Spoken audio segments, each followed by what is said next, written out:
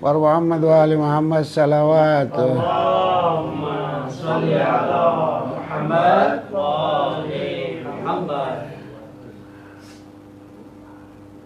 اعوذ باللہ من الشیطان الرجیم. بسم اللہ الرحمن الرحیم. الحمد للہ رب العالمین والصلاة والسلام علی سید الانبیاء والمرسلین وآلہ طیبین طاہرین الذین اذہب اللہ عنہم الرجس وطہرہم تطہیرا. اللہم صل علی محمد. اما بعد فقد قال اللہ تبارک وتعالی فی کتابہ المجید وفرقانہ الحمید وقولہ الحق. بسم اللہ الرحمن الرحیم. یا ایہا الذین آمنوا کتب علیکم الصیام کما کتب علی الذین من قبلکم لعلکم تتقون. صلوات بر محمد وآل محمد.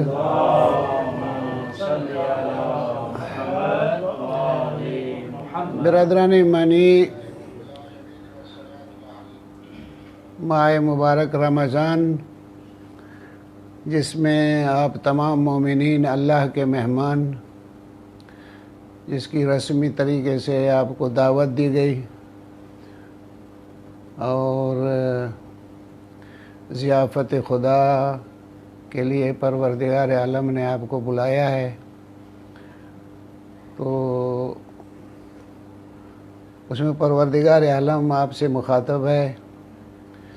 یا ایھا الذین آمنوا، اے مؤمنو، کتب علیکم الصیام، تم پر روزے فرض کر دیے گئے ہیں. کما کتب علی الذین من قبلکم، جس طرح تم سے پہلی امتیں یا قومیں تھیں ان پر فرض سے تم پر بھی فرض ہیں. لعلکم تتقون، تاکہ تم متقی ہو جاؤ اور تقوی کے درجے پہ پہنچ جاؤ. زحمتوں کے بعد کسی درجے پہ پہنچا جاتا ہے، اور کبھی کسی زحمت میں ڈالنا تقاضۂ محبت بھی ہے. یہ نہیں ہے کہ تقاضۂ محبت یہ ہو کہ ہمیشہ آسائشیں ہوں، بلکہ تقاضۂ محبت میں کبھی کسی کو زحمت میں ڈالنا بھی ایک محبت کا تقاضا ہے. آپ اپنے بچے سے پیار کرتے ہیں، اس کی آسائشیں فراہم کرتے ہیں، اور اس کے لیے جو بھی آرام دہ چیزیں ہیں وہ آپ مہیا کرتے ہیں، تو یہ آپ کی محبت کا تقاضا ہے. لیکن اسی بچے کو کبھی آپ ڈانٹتے بھی ہیں. یہ ڈانٹ جو ہے اس کے لیے زحمت ہے، اس لیے کہ ڈانٹ کوئی معمولی چیز نہیں ہے. آپ خیال کریں کہ میں نے یہ کہہ دیا، 2 لفظ کہہ دیے آپ نے، یہ کہہ دیا ایسے آسانی سے بات نہیں چھوٹتی. اس لیے کہ ضربت جو ہے، وہ جو ضرب لگتی ہے، چوٹ لگتی ہے، ایک تو ہاتھ کی چوٹ ہے، ایک عصا کی چوٹ ہے. چوٹ ہے، لیکن زبان کی چوٹ جو ہے وہ بہت سخت ہے. ایسا نہیں کہو کہ آپ یہ خیال کرو کہ ضرب جو ہے، ڈانٹ جو ہے، اس کی ضرب تھوڑی ہے. وہ بہت لطیفہ کسی نے بیان کیا کہ کسی بندے خدا نے اپنی بیوی کو برا بھلا کہا، تو اس نے کہا کہ مجھے، شوہر کو کہا کہ مجھے آپ ڈنڈا مار دو، لیکن یہ برا بھلا جو مجھے کہتے ہو یہ نہیں کہو. تو دوبارہ کو مرد کو غصہ آیا تو اس نے ڈنڈا مارا، برا بھلا نہیں کہا. تو بیوی نے کہا کہ یہ ڈنڈا نہیں مارو، مجھے بہت تکلیف دیتا ہے، دور سے جو چاہے کہنا ہو کہہ دو. تو ضربت کی بھی چوٹ ہوتی ہے. ایسا نہیں ہے کہ ضربت زبان کی جو چوٹ ہے. عطائن کے شاعروں نے، عربی میں بھی ہے شعر ہیں، فارسی میں بھی ہیں اور اردو میں بھی ہیں. جراحات السنان لها التیام وما یلتام ما جرح اللسان یہ عربی میں ہے، ویسے اردو میں شعر ہے، تیر کا تلوار کا زخم بھرا، لگا جو زخم زباں کا رہا ہمیشہ ہرا۔ تو یہ ڈانٹ بھی جو ہے، یہ زبان کی چوٹیں بھی جو ہے بہت بڑی ہیں۔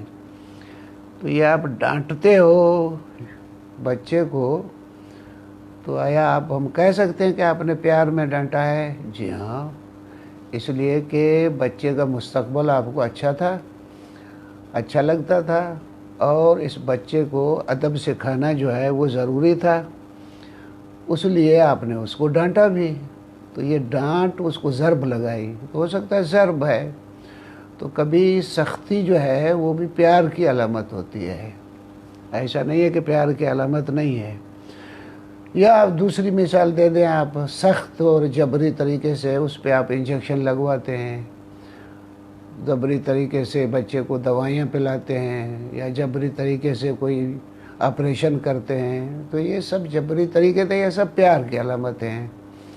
اسی طرح پروردگار عالم کی صفات جو ہے، وہ جو آپ سے جو خلاصہ اس کا کریں کہ اللہ آپ سے پیار کرتا ہے، اس پیار کا مطلب یہ نہیں ہے کہ آپ کو ہمیشہ آسائشیں دی جائیں، بلکہ کبھی سختی میں ڈال کے آپ کی بھلائی کے لیے کام کیا جاتا ہے۔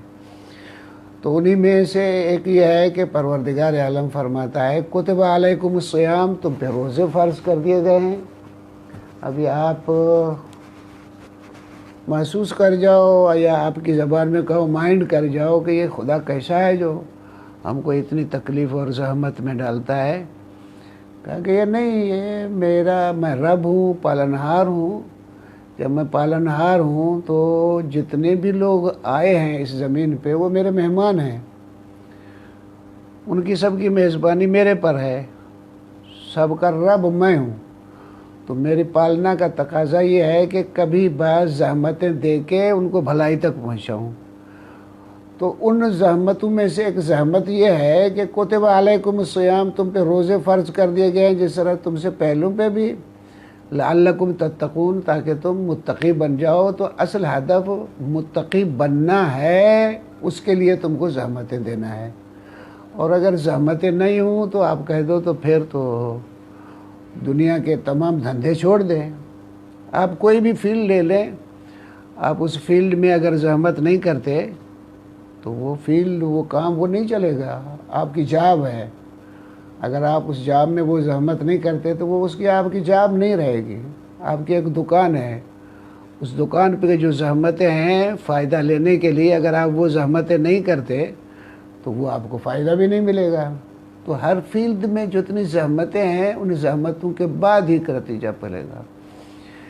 اصل یہ بلوغ ہمارے پاس، بالغ ہونا، پہنچنا، ہونا بھی یہی ہے کہ بس جب بچہ تھا تو کوئی کام کرتا تھا، کوئی ذمہ دار نہیں تھا۔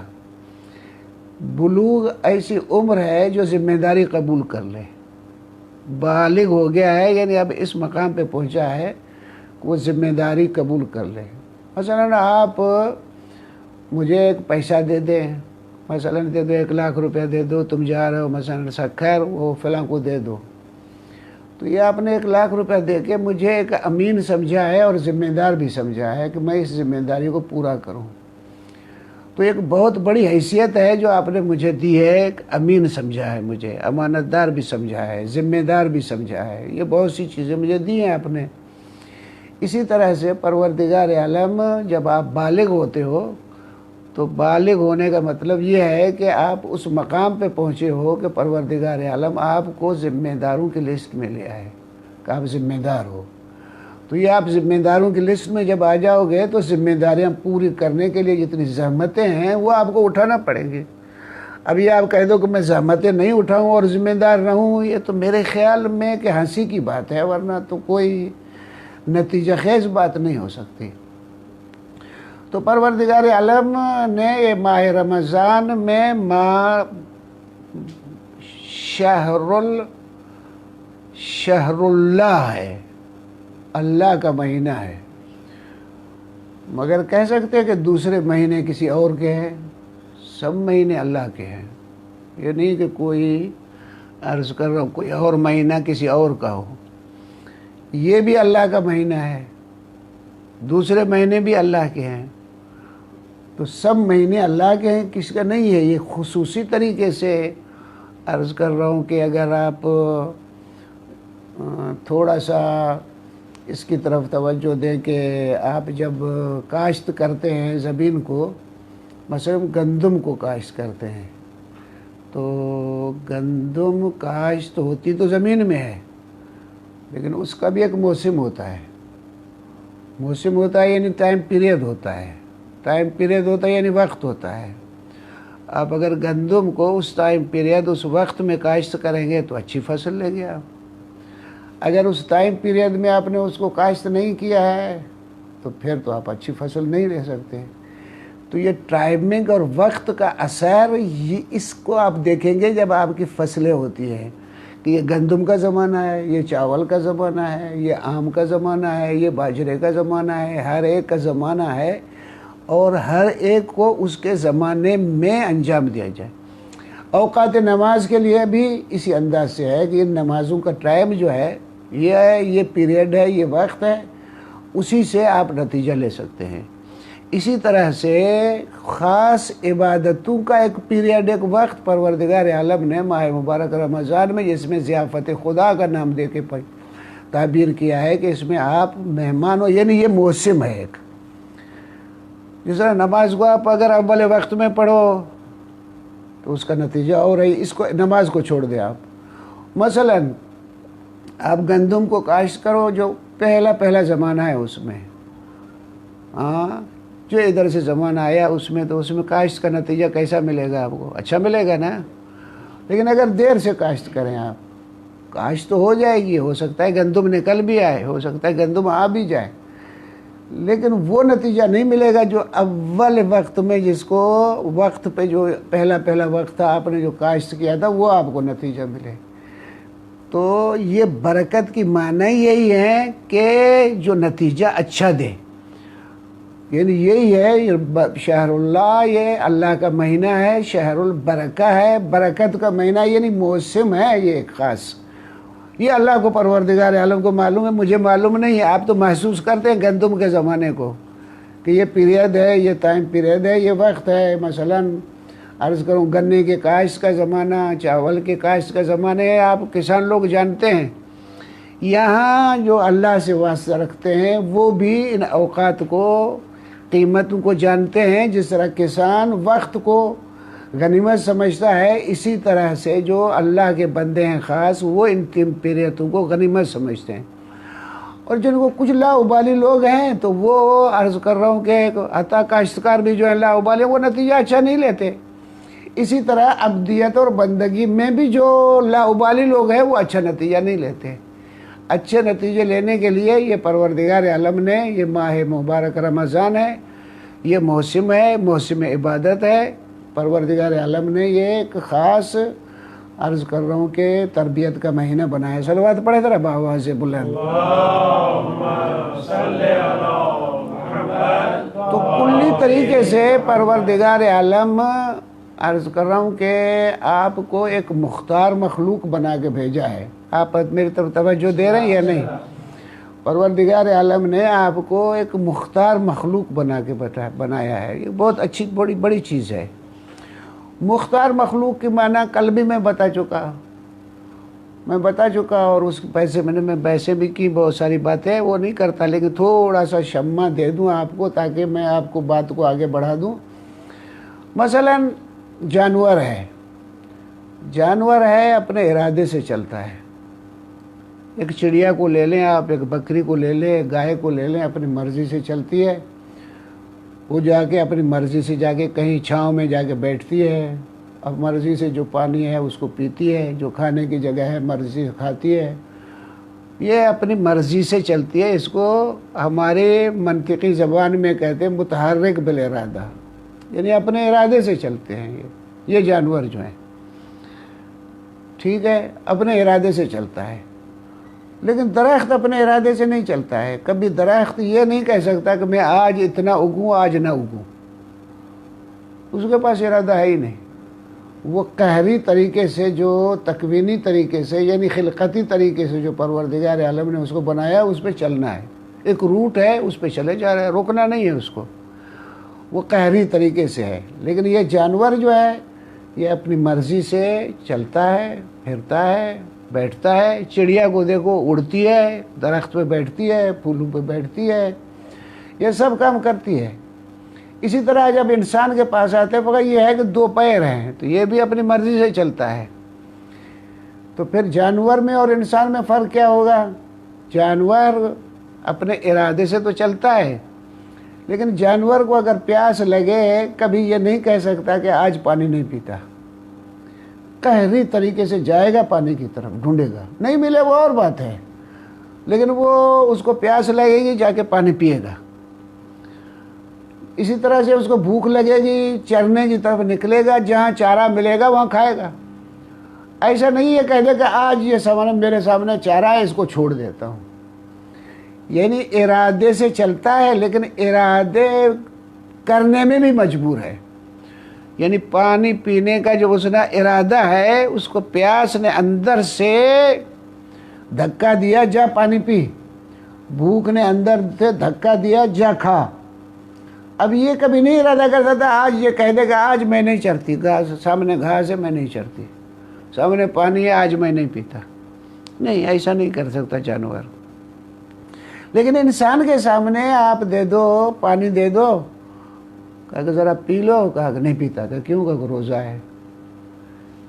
یہ نہیں، پیاس لگ رہی ہے، اندر سے دھکا یہ مل رہا ہے اس کو پیو پانی، لیکن ارادے کو توڑ دیتا ہے۔ یہ خاصیت جو ارادہ توڑنا ہے وہ حیوان میں نہیں ہے، یہ انسان میں ہے۔ یہ ارادے توڑنے والی خاصیت اور خصوصیت انسان کے پاس ہے، یعنی یہ کسی چیز کو چھوڑ سکتا ہے، کسی چیز کو کر سکتا ہے، اس کو کہتے ہیں مختار۔ یعنی پروردگار عالم نے اس انسان کو مختار خلق کیا ہے، یعنی آپ کی خصوصیت یہ ہے کہ مختار ہیں، اختیار ہے آپ کے پاس۔ ابھی آپ پانی پیے، نہیں پیتا ہوں، یعنی چھوڑ سکتے ہیں۔ اب یہ روزہ جانور پہ فرض نہیں ہو سکتا تھا اس طرح سے کہ اپنی مرضی سے نہ پیے نہ کھائے، جس طرح تم پہ فرض ہے وہ روزہ اس پہ فرض نہیں ہو سکتا تھا۔ وہی نہ، کیوں؟ وہ ارادہ توڑ ہی نہیں سکتا، جو ارادہ نہیں توڑ سکتا تو اس کو کیا ذمہ داری دیں گے؟ تو وہ حد بلوغ جو اس کی معنی کوئی اور ہے، اور یہاں حد بلوغ جو ہے انسان کے پاس اس کی معنی یہ ہے کہ اب وہ اس مقام پہ آ گیا ہے، بالغ ہو گیا، یعنی اس مقام پہ آ گیا ہے کہ ارادے کو بنائے توڑے اپنی مرضی سے، یعنی اب اپنی اختیارات اور ذمہ داری کے مقام پہ آ جائے۔ ایران میں رسم ہے جب بالغ ہوتے ہیں جشن تکلیف، یعنی ذمہ داری۔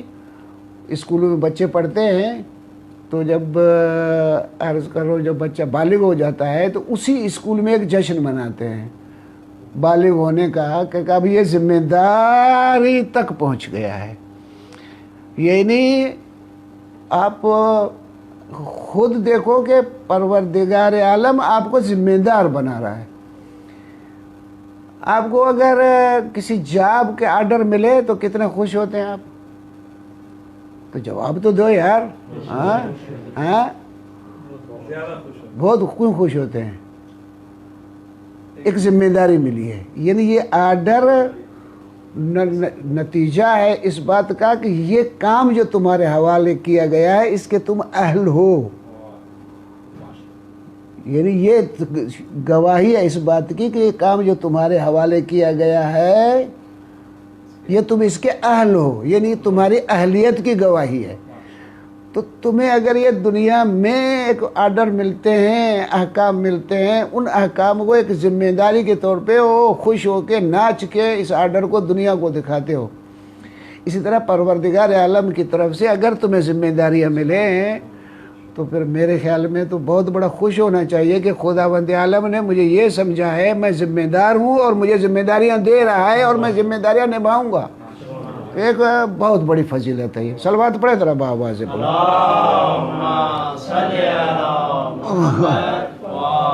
یہ جو ذمہ دار ایک مقام ہے، میں اس کی تفصیل کے لیے میرے پاس وقت نہیں کیونکہ آخری دن ہے، میں آپ کو خلاصہ کر کے یہ ایک وہ مقام ہے جس کو مقام تقوی کہیں آپ اس کو، یہ ایک مقام تقوی ہے، یعنی آپ اس انداز میں آ گئے ہیں۔ ابھی ہمارے کوئی برادر کہہ رہے تھے کہ ہماری اپنی چیز ہوتی ہے، اگر 5 روپے کم ہو جاتے ہیں مجھے بخار چڑھ جاتا ہے، کسی اور کی ہو تو اتنا بخار نہیں چڑھتا ہے۔ عین اسی طرح سے وہ تقوی کے مقام پہ پہنچتا ہے، یعنی کیا پہنچتا ہے؟ یعنی اس مقام پہ پہنچتا ہے کہ تھوڑی سی کوتاہی پہ پریشان ہوتا ہے کہ یہ میں نے ذمہ داری پوری نہیں کی، یہ پریشان ہوتا ہے۔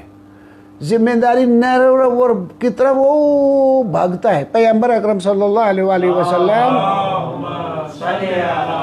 کہ وہ تو پتہ نہیں کیا تھے، میں وہ تو بہت مشکل کام ہے، کہتے ہیں پیغمبر اکرم صلی اللہ علیہ وآلہ وسلم بیٹھے ہوتے تھے اس انداز سے، جس طرح سے ہم جس کو سندھی میں کچہری کہتے ہیں، اردو میں بیٹھکیں لگائے بیٹھتے ہیں، گپے لڑانا، بیٹھے باتیں کر رہے ہیں۔ جب باتیں گپے لڑاتے ہیں مست ہو جاتے ہیں، دنیا سے بے خبر ہو جاتے ہیں، او ہنگامہ مچانا شروع کر دیتے ہیں۔ ایسے ہوتا ہے یا نہیں؟ دنیا کی خبر ہی نہیں۔ تو اسی طرح سے جب باتیں اس کو کہو کچہری ہو رہی ہے، اتفاق سے اذان ہو جائے، پیغمبر اکرم صلی اللہ علیہ وآلہ وسلم کے لیے ہے کہ وہ ادھر سے اذان ہو ادھر سے اٹھے، کأن لم یعرف احدا، اس انداز سے کسی کو پہچانتے نہیں ہیں، اس طرح سے چلے، یعنی اس انداز کی ذمہ داری اس انداز سے۔ پیغمبر پتہ نہیں کیا ہے، ابھی ہمارے پاس اگر نیند آ جاتی ہے ہو سکتا ہے نماز بھی قضا ہو جائے ہم سے، بہت سی قضا ہو جاتی ہے، نیند ہماری یہ ہے مصیبت ہے، ہو جاتی ہے، عرض کر رہا ہوں سو جاتے ہیں، آنکھ کھولے دیکھا نماز بھی نہیں ہے۔ میں اپنا ایک قصہ سنا دوں، قم میں تھا، جب قم میں تھا تو ہم طالب علم تھے، کھانا بھی ہم خود اپنا بناتے تھے، کپڑے بھی ہم خود دھوتے تھے، ہر کام اپنا خود کیا کرتے تھے۔ اس وقت طالب علم زمانے انقلاب سے پہلے کی باتیں ہیں۔ رات کو میں نے سحری بنائی، چاول پکائے، سالن بنایا، یہ سب بنایا، اپنے روم میں اکیلا ہی تھا۔ اب دیکھا نہیں سحری میں ابھی ختم ہونے میں ابھی کافی وقت ہے، میں نے کہا تھوڑی دیر بیٹھتا ہوں، بعد میں دوسرے ساتھ والے کمروں کو بھی بلا لوں گا، دوستوں کو ان کو بھی جگا لوں گا، پھر سحری کھا لوں گا۔ میں وہ بستر پہ وہ ٹیک دے کے جو بیٹھا وہ سو گیا، آنکھ جو کھلی دیکھا سورج نکلا ہوا ہے۔ تو یہ کیا ہے؟ یہ ہے اس طرح سے پیغمبر اکرم صلی اللہ علیہ وآلہ وسلم نماز تہجد پڑھتے تھے۔ وہ پتہ نہیں کیا، ابھی مجھے سمجھ میں نہیں آتا کہ وہ ایک کیسے انسان تھے، وہ آخر وہ نہیں سمجھ میں آتے۔ کہتے کہ وہ پیغمبر اکرم صلی اللہ علیہ وآلہ وسلم نماز تہجد فل نہیں پڑھتے تھے، تھوڑی پڑھتے تھے۔ نماز تہجد ہے نا، کتنی رکعت ہے پتہ نہیں، مجھے تو یاد ہی نہیں۔ ہاں 11 رکعت ہے، چلو یہ بول رہے ہیں 11 رکعت، ایسا ہی بول رہے ہیں نا، ہاں 11 رکعت ہے۔ کہتے ہیں ان کو کچھ حصہ پڑھا، پھر سو گئے، پھر اٹھے، پھر کچھ حصہ پڑھا، پھر سو گئے۔ یعنی ایک مرتبہ پیغمبر اکرم صلی اللہ علیہ وسلم نے پوری نماز تہجد کو اب بھی جو جان چھڑاؤں وہ لفظ نہیں بولے۔ یہ ہم کہتے ہیں کہ یار ابھی 2 کہتے ہیں، یار ابھی 2 اور پڑھ لے، کوئی جان چھڑا لے، وہ جان چھڑانے والی بات نہیں تھی، بلکہ جان اور پھنسی رہے تو اور اچھا ہے۔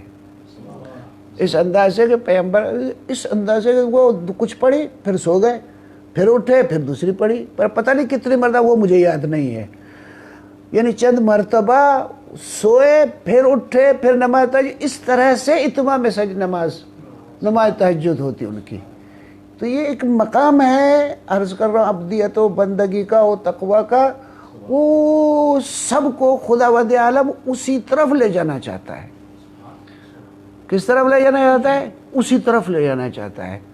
لَقَدْ أَرْسَلْنَا رُسُلَنَا بِالْبَيِّنَاتِ وَأَنزَلْنَا مَعَهُمُ الْكِتَابَ وَالْمِيزَانَ، ہم نے رسول بھیجے، تمہاری مدد کرنا ہم پہ فرض ہے، تم کو مختار بنایا ہے، تم کو مسلح کرنا ہمارا فرض ہے، بھلائی کے اسلحے تمہارے پاس ہے، وہ میں دیتا ہوں، عقل تمہیں دیتا ہوں، ضمیر تمہیں دیتا ہوں، فطرت تمہیں دیتا ہوں، یہ تمہیں بھلائی کے اسلحے ہیں، یہ بھلائی کے اسلحے، بھلائی کی باتیں ہیں، سنتے ہیں۔ وَبَشِّرْ عِبَادِيَ الَّذِينَ يَسْتَمِعُونَ الْقَوْلَ وَيَتَّبِعُونَ أَحْسَنَهُ، میرے ان بندوں کو بشارت دے دو جو باتیں تو ہر ایک سنتے ہیں لیکن اتباع احسن اور بھلی بات کی کرتے ہیں۔ او ادھر سے، یعنی تمہارے پاس میزان ہے، تولنے کی چیز تمہارے پاس ہے کہ اس میں سے تولو کون سی احسن ہے کون سی احسن نہیں ہے۔ باتیں سب سنو، سننے کے بعد جو احسن ہے اس کی اتباع کرو۔ تو پروردگار عالم نے تم کو اس طرح مسلح کر دیا ہے، اس کا انتظام کرنا پروردگار نے۔ وہ تو ارسلنا رسولنا بالبینات، واضح علامت ہے تاکہ عقل استعمال بھی کر سکو، رسول کو مان بھی سکو ان بینات کے ذریعے، یعنی واضح دلیلیں تم دیکھو تاکہ تمہاری عقل لائن میں آئے، رسول کو بھی مان سکو۔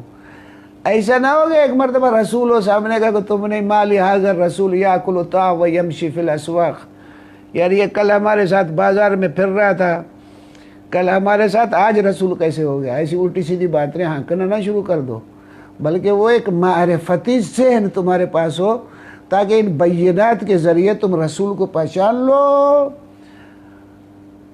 وَأَنزَلْنَا مَعَهُمُ الْكِتَابَ، ان کے ساتھ میں نے کتاب بھی بھیجی۔ انزلنا معہم الکتاب، ہم نے ان کے ساتھ کیا بھیجی؟ کتاب کیوں بھیجی؟ کتاب کیوں بھیجی؟ یہاں تھوڑا سا غور کرنے کی ضرورت ہے، کتاب کیوں بھیجی؟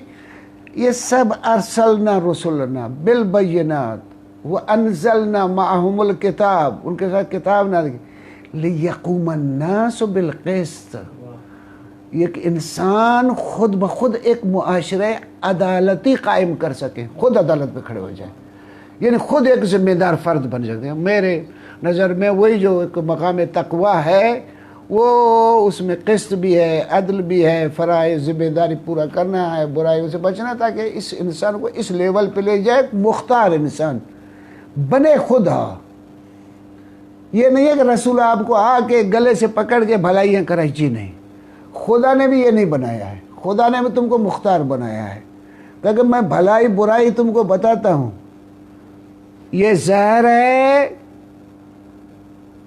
توجہ یہ نہیں، یہ شربت ہے، شربت پیوگے وہ اس کا شربت کا مزہ، زہر ہوگے تو زہر کا مزہ تم کو، یہ بتانا میرا کام ہے۔ اب شربت کو چھوڑ کے زہر کو پیتے ہو، یہ تمہارا کام ہے۔ اِنَّا هَدَيْنَاهُ السَّبِيلَ، ہمیں راستہ دکھایا، اما شاکر اما کفور، یہ شاکر کفور بننا تمہارا کام ہے۔ تو پروردگار عالم نے رسول بھیجے، وَأَنزَلْنَا مَعَهُمُ الْكِتَابَ، کتاب ان کے ساتھ نازل کی۔ میں کل بھی عرض کیا تھا آپ کی خدمت میں کہ خدا فرماتا ہے اِنَّا أَنزَلْنَاهُ فِي لَيْلَةِ الْقَدْرِ، ہم نے اس کتاب کو نازل کیا ہے کس میں؟ لیلۃ القدر میں نازل کیا ہے۔ کتاب کو کب نازل کیا ہے؟ کب نازل کیا ہے؟ لیلۃ القدر میں نازل کیا ہے۔ آیا قرآن کے نازل ہونے کی وجہ سے شب قدر بنی ہے؟ نہیں، بلکہ شب قدر تھی، اس میں کتاب نازل ہوئی۔ تو نزول کتاب اور ہے، شہر رمضان الذی انزل فیہ القرآن، رمضان میں ہے، شب قدر ماہ رمضان میں ہے، پس میں شب قدر ہے جس میں قرآن نازل ہوا۔ اِنَّا أَنزَلْنَاهُ فِي لَيْلَةِ الْقَدْرِ، ہم نے اس کتاب کو نازل کیا کس میں؟ شب قدر میں۔ کل ہی میں نے عرض کیا تھا، سوال پوچھا تھا آپ سے کہ پھر یہ نازل ہوا، وہ کتاب جو نازل ہوئی کس پہ نازل ہوئی، کس جگہ پہ نازل ہوئی؟ میں کہاں نازل ہوئی؟ اگر کوئی چیز ہے، مثلا آپ کو کہوں پانی لے آؤ، آپ پانی لاؤ گے کس میں لاؤ گے؟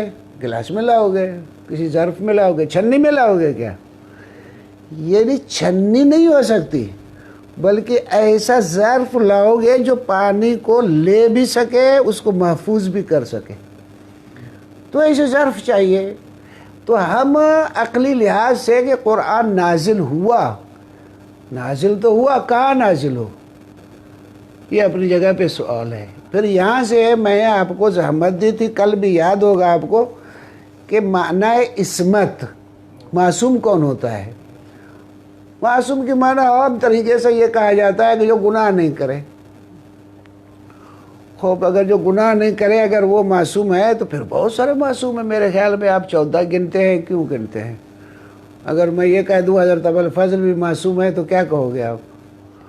میں حضرت عرض کر دوں بی بی زینب سلام اللہ علیہا معصومہ ہے تو کیا فرمائیں گے؟ ابھی معصومہ قم، بی بی فاطمہ معصومہ قم، اب معصومہ ہی کہتے ہیں آپ. تو یہ معصوم تو بہت ہو جاتے ہیں، 12 14 یہ تو نہیں ہے. تو پھر آپ تو اس طرح سے معصوم بڑھ جاتے ہیں. لیکن معصوم یہ اس کی معنی یہ ہے کہ اب یہاں نزول قرآن ہے. کیونکہ ابھی میں آپ سے باتیں کر رہا ہوں، ہو سکتا ہے کہ میں کچھ باتیں کر رہا ہوں آپ سمجھ کچھ اور رہے ہو سکتا ہے آپ کچھ بولے میں کچھ اور سمجھوں. یعنی کسی کے ذہن اور دماغ میں کوئی اعتماد نہیں کہ جو بول رہا ہے من و ان وہ اس کے دماغ میں آئے. ہو سکتا ہے کچھ اور ہو. میں بول کچھ رہا ہوں آپ کچھ سمجھ رہے ہیں، آپ کچھ بول رہے ہیں میں کچھ سمجھ رہا ہوں. آپ نے مجھے ایک بات کہی، میں نے لے لی، میں نے دوسرے کو جا کہا، اس نے آیا کہا کہ تم نے یہ کہا، کہ میں نے تو نہیں کہا، کہ یہ نہیں کہا کہ وہ غلط سمجھا. یہ ہمارے پاس عام چلتا ہے کہ یہ غلط سمجھا ہے. یہ عام بات ہے، ایسی نہیں ہے کہ کوئی چیز نہیں ہے، یہ غلط سمجھا ہے. یعنی آپ نے کچھ کہا میں نے سمجھا غلط، میں نے کچھ کہا آپ نے لیا کچھ، تو فہم آپ کی اور میرا کہنا کچھ اور. تو ایک ضرورت ہے نزول قرآن کے لیے، ایک ایسا مقام، ایسی جگہ جس کو قرآن کو من و ان لے لے. یعنی خدا کو بھی اطمینان ہو کہ یہ چیز بالکل جا رہی ہے وہاں جہاں من و ان جائے گی. میں اس مقام، اس شخصیت کی تعبیر کرتا ہوں، یہ ہے عصمت فی التلقی، یعنی عصمت سمجھنے کی. یعنی من و ان خدا ہو سکتا ہے کہ یا آپ نے خدا کو ان انزلنا ہو، خدا نے قرآن نازل کرے اور کچھ قرآن کو آئے آدھا نہیں آئے، یا خدا کچھ کہہ رہا ہے کچھ اور سمجھے یا نہیں جو کچھ خدا جیسا. بہت بڑی بات ہے. اگر آپ تھوڑا غور کریں تو بہت بڑی بات ہے یہ کہ من و ان کتاب قرآن جو ہے اب کیسا رابطہ ہے یہ پھر مجھے سمجھ نہیں. یہ سائیں قاسم صاحب بزرگوار ہیں، یہ بیٹھ کے تفسیر کرے، مجھے تفسیر اتنی بڑی نہیں آتی. تو من و ان جیسا ہے قرآن، یہ معانی کے لحاظ سے ایک مرتبہ پتہ نہیں کیسا دھماکہ ہوا، کس انداز سے ہوا کہ قرآن، جس لئے امام صادق علیہ السلام میں خبر ما کان ما یکون، اس میں جو کچھ ہو چکا اس کی خبر ہے، ما یکون جو ہوگا اس کی خبر ہے، خبر السماء، خبر الارض، آسمان زمین کی خبر ہے، خبر جنت والجحیم، جنت اور جنت کی خبریں بھی اسی میں ہے، جہنم کی خبریں بھی اس میں، سب خبریں قرآن میں ہیں.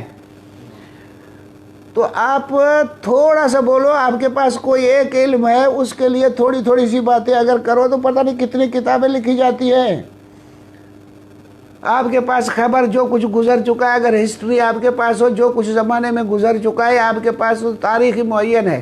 ابھی 2020 ہے نا، 2020 ہے نا آپ کے پاس، ہاں اس سے پہلے کا تو پتہ ہی نہیں ہے، وہ بھی ماضی میں ہے. آپ ہجریہ میں بھی سن گنتے ہیں، یہ بھی سنہ گنتے، تو یہاں تک تو ہے سن گن چکے، اس سے پہلے کا تو کچھ پتہ نہیں. اب خبر ماضی کی خبر ہے، آئندہ جو ہے پتہ نہیں کب ہے. یہ سب خبریں سب اس کتاب میں ہوں، اور وہ مطالب ہوں لفظوں کو مائنس کر دے، فقط معانی کو. یہ معنی پروردگار عالم نے کس انداز سے بھیجی، کس انداز سے قلب پیغمبر پہ نازل ہوئی، ایک بہت بڑا ایک ایمان افروز ہے، بہت بڑی ثقل ہے. پتہ نہیں سن رہے میری بات یا نہیں؟ تو صلوات پڑھ دو اگر سن رہے ہو تو. یہ بہت بڑی بات ہے، بہت بڑی بات ہے. یہ تو ثقل ہے، ایک ثقل ہے، یہ بہت بڑی بات ہے، کہ چھوٹی چیز نہیں ہے، یہ بہت بڑی بات ہے. میرے ساتھ ہے یا نہیں؟ تو یہ قرآن نازل ہوا، اس میں ایک عصمت تلقی لینے کی عصمت، دوسرا حفاظت کی. ہمارے پاس علم آتا ہے، پڑھتے ہیں کہ ہو سکتا ہے PhD ہو جائے، وہ کچھ دنوں کے بعد کام نہیں کیا، سب بھول گئے، ہو سکتا ہے یا نہیں؟ علم ہی چلا گیا، ہو سکتا ہے نا، چھنی ہو گئی۔ یعنی ایک تو قرآن نازل ہو، اس مقام پہ جیسا ہے ویسا لے لے، جیسا ہو اس کو محفوظ بھی کر لے۔ توجہ، دو عصمتیں، ایک عصمت سمجھنے کی، ایک عصمت حفاظت کی، اور نمبر 2، آپ میسیج کبھی دیتے ہیں کسی کو، کوئی میسیج لے جاتا ہے، وہ میسیج میں اپنا رنگ ملا کے اس کو اچھا تھا اس کو برا کر کے پیش کر دیتا ہے۔ آپ کیا کرتے ہو؟ آپ ہی کے الفاظ ہیں لیکن اس میں تھوڑا سا رنگ میں بھنگ ملا دیتا ہے، تو پھر کیا ہوا؟ وہ آپ کا اچھا میسیج برا ہو جاتا ہے۔ کبھی برا ہے اس کو رنگ اچھا دے دیتا ہے تو ہو سکتا ہے برا آپ کا اچھا ہو جائے۔ وہ میسنجر جو ہے، پیغام دینے والا، گڑبڑے بھی کرتا ہے۔ تو یہاں جو انسان کی بھلائی کے لیے ہے، ایک تو ہے جیسا ہے ویسا لے لے، تو عصمت سمجھنے کی، دوسرا عصمت حفاظت کی، اور تیسرا عصمت بیان کی، تبلیغ کی۔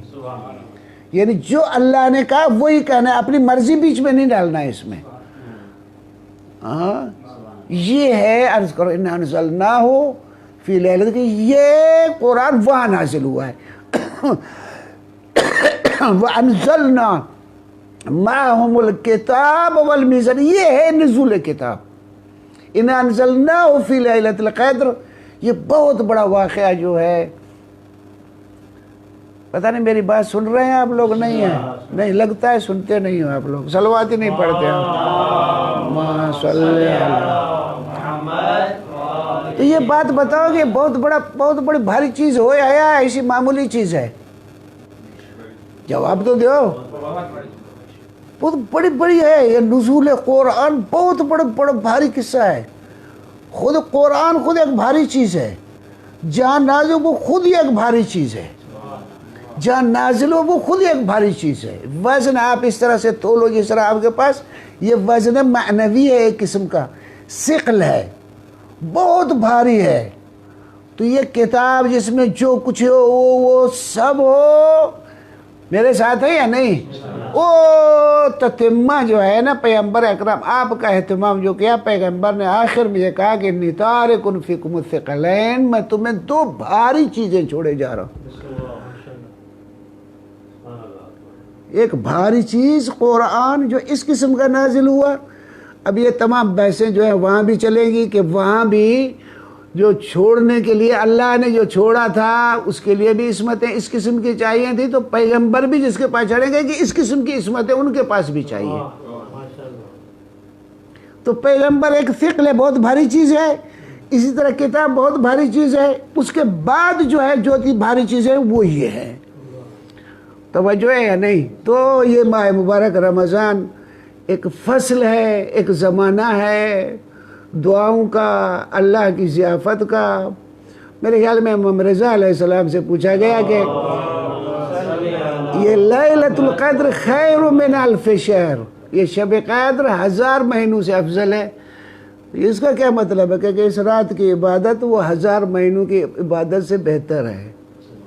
یعنی اس قسم کی، یعنی اس میں جس طرح وہ اگر آپ اس کو نظر میں دیکھیں نا سب، فصل پہ فصل کو موسم میں کاشت کرنا، فصل کو موسم میں کاشت کرنا، اسی طرح سے ایک موسم کے لحاظ سے ہے، یہ اس انداز سے، یعنی اس موسم میں ہے۔ دوسری جگہ کاشت ہو جائے گا وہ بھی ہو جائے گا، لیکن یہ فصل ہے، اس کا نتائج اور ہے اور اس کے نتائج اور ہیں۔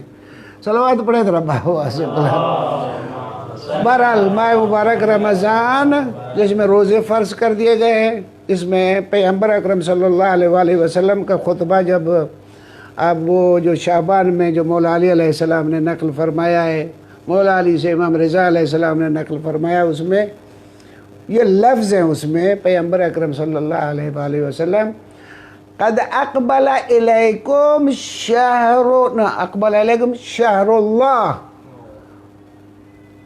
تمہارے پاس آ رہا ہے اللہ کا مہینہ، وَدُعِيتُمْ فِيهِ لِضِيَافَةِ اللَّهِ، تم سب کو انوائٹ کیا گیا ہے، رسمی دعوت دی گئی ہے ضیافت خدا کی۔ تو اس میں ضیافت میں او ایسا آتے ہو نا. اب ضیافت خدا میں اب آپ کا سونا کس میں ہے؟ ضیافت خدا میں ہے. آپ کا نفس سانس لینا بھی تسبیح ہے، یہ خود ضیافت خدا ہے. اب یہ ضیافت خدا جس طرح سے آپ ہم ایک دوسرے کی ضیافتیں کرتے ہیں، کھا لیتے پلاتے ہیں، جانوروں کی طرح ایک دوسرے کی زحمتیں دیتے ہیں، لیکن روحانی طریقے سے ہم ایک دوسرے کی مدد نہیں کرتے. ایک دوسرے کی ضیافت کریں کہ روحانیت کی لحاظ سے، اس لحاظ سے ہم اپنی ضیافتیں نہیں کرتے، بلکہ ہم تو تم ضیافت کا نام ادھر سے آیا، ادھر سے مال آیا کہ یہ کھانے پینا جسمانی لحاظ سے. لیکن پروردگار عالم آپ کو ضیافت کر دے رہا ہے تاکہ مقام تقویٰ پہ پہنچیں. انشاءاللہ مولا توفیق فرمائے ہم کو کہ پروردگار عالم جس طرح ہم کو چاہتا ہے اس طرح بن سکیں، جس طرح سے اس کی عبادت ہے اس کی کر سکیں، اور مقام تقویٰ پہ پہنچ سکیں، اور مقام تقویٰ کے پہنچ کے بعد اس کے تقاضے جو ہے اس کو پورے کر سکیں. میں شکر گزار ہوں برادران اصغریہ کہ انہوں نے کرم فرمایا کہ یہ پروگرام ارینج کیا، اور میں آپ حضرات جو ابھی موجود ہیں میرے سامنے یا لائیو مجھے دیکھ رہے ہیں، میری باتیں سن رہے ہیں، میں ان کا شکر گزار ہوں کہ یہ میری باتیں سنی. مولا آپ لوگوں کو عظمت عنایت فرمائے، مولا توفیق دے آپ کو. پر محمد و آل محمد صلوات.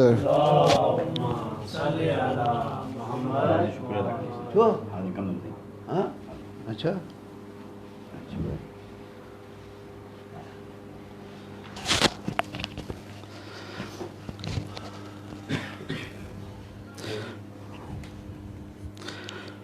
بسم اللہ الرحمن الرحیم.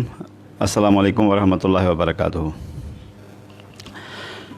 میں انتہائی ممنون اور مشکور ہوں حجت الاسلام والمسلمین قبلہ علامہ حیدر علی جوادی صاحب کے، جنہوں نے کرم فرمایا اور مسلسل 5 دن ہمیں لائیو لیکچر سے نوازا.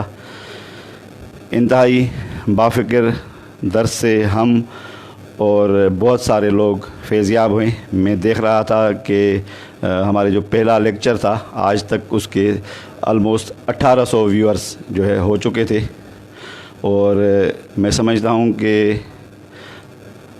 محسن ملت قبلہ علامہ حیدر علی جوادی صاحب اوور آل پاکستان اور سندھ کے لیے ایک عظیم نعمت ہے. ہمیں چاہیے کہ ہم اس نعمت عظمیٰ سے استفادہ کریں. اور بہت زحمت دی آغا صاحب کو، ماہ مبارک رمضان تھا اور پھر آغا صاحب کو مسلسل 5 دن تکلیف ہوئی، لیکن بہرحال ہم بہت زیادہ فیضیاب ہوئے. میں اصغریہ آرگنائزیشن، اصغریہ اسٹوڈنٹس اور اصغریہ آرگنائزیشن خواتین کی طرف سے آغا صاحب کا انتہائی ممنون اور مشکور ہوں، اور ساتھ میں ان تمام برادران جنہوں نے تعاون کیا، خصوصاً اصغریہ آرگنائزیشن حیدرآباد اور جامشورو کے دوستوں کا جنہوں نے اس پروگرام ارینج کرنے میں ہماری ہیلپ کی، اور ساتھ ہی ان تمام اصغری برادران اور باقی لوگوں کا جنہوں نے ہمارا اس لیکچر کو جوائن بھی کیا، شیئر بھی کیا اور آگے بھی بڑھایا. امید کرتا ہوں کہ آئندہ یہ سلسلہ ہمارا جاری رہے گا. آپ تمام برادران کا شکریہ. والسلام علیکم ورحمۃ اللہ وبرکاتہ.